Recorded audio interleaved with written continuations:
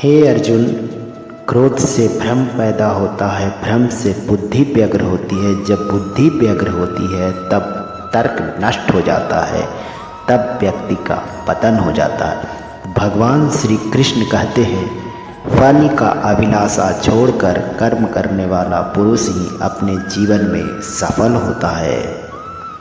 मनुष्य अपने विश्वास से निर्मित होता है। जैसा वह विश्वास करता है वैसा ही बन जाता है। गीता के अनुसार नरक के 3 द्वार होते हैं, क्रोध, वासना और लालच। हे अर्जुन, मन अशांत है और इसे नियंत्रण करना कठिन है, लेकिन अभ्यास से इसे बस में किया जा सकता है। तेरा मेरा, छोटा बड़ा, अपना पराया, अपने मन से हटा दो, फिर सब तुम्हारा है और तुम सबके हो।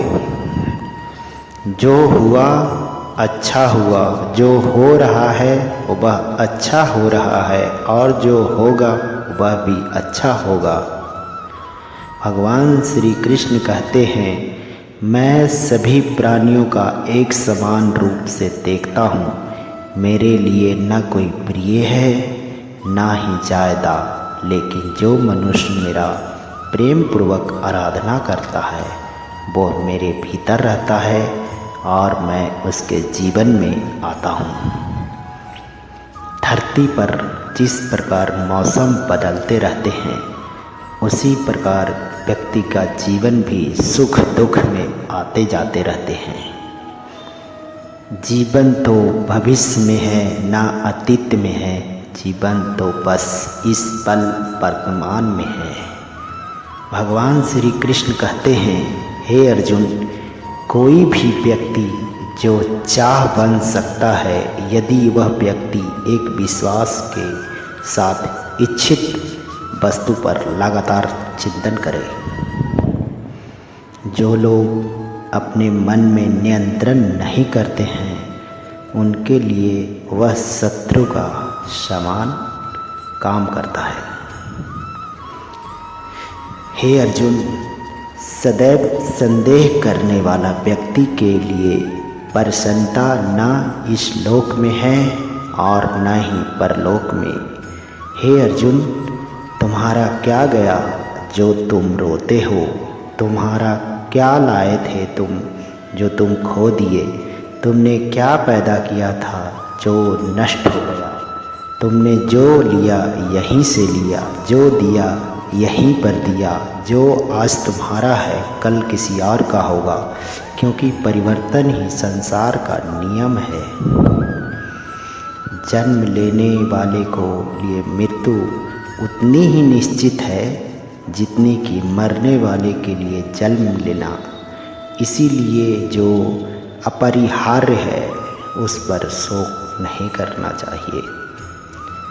हे अर्जुन, जो कोई भी व्यक्ति जिस किसी भी देवता के पूजा विश्वास के साथ करने का इच्छा रखता है, मैं उस व्यक्ति का विश्वास उसी देवता में दृढ़ कर देता हूँ। वह व्यक्ति जो सभी इच्छाएं त्याग कर और मैं और मेरा मैं की लालच का भावना से मुक्त हो जाता है, उसे अपार शांति की प्राप्ति होती है। जो होने वाला है वो होकर ही रहेगा और जो नहीं होने वाला है वह कभी नहीं होगा। इस निश्चय से जिनकी बुद्धि में होती है उन्हें चिंता कभी नहीं सताती। समय से पहले और भाग्य से अधिक कभी किसी को कुछ नहीं मिलता है। जो व्यवहार आपको दूसरे से पसंद ना हो, ऐसा व्यवहार आप दूसरे के साथ भी ना करें। जब जब इस धरती पर पाप, अहंकार और अधर्म बढ़ेगा तो उसका विनाश कर पुनः धर्म का स्थापना करने हेतु मैं अवश्य अवतार लूँगा। हे अर्जुन, मैं भूतकाल, वर्तमान काल और भविष्य काल के सभी जीवों का जानता हूँ, लेकिन वास्तविक में कोई मुझे नहीं जानता। केवल व्यक्ति का मन ही किसी का मित्र और शत्रु होता है। अच्छा कर्म करने के बावजूद भी लोग केवल अपनी बुराइयां ही याद रखेंगे, इसीलिए लोग क्या कहते हैं इस पर ध्यान मत दो, तुम अपना काम करते रहो।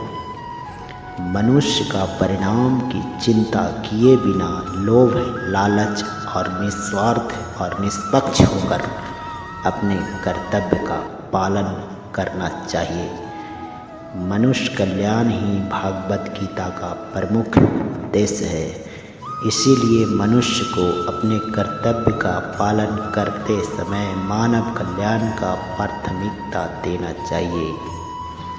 मनुष्य को जीवन में चुनौतियों से भागना नहीं चाहिए और न ही भाग्य और ईश्वर की इच्छा जैसा बहाने का प्रयोग करना चाहिए। अपने आप को भगवान के प्रति समर्पित कर दो, यही सबसे बड़ा सहारा है। जो कोई भी इस सहारे को पहचान गया वह डर, चिंता और दुख से आज़ाद रहता है।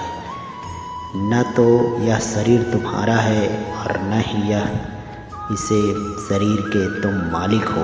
यह शरीर 5 तत्व से बना है: आग, जल, वायु, पृथ्वी और आकाश।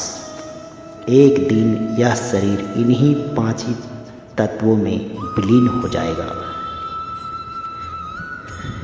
जब इस संसार अपने काम में आनंद खोज लेता है, तब वो पूर्णतः प्राप्त करता है।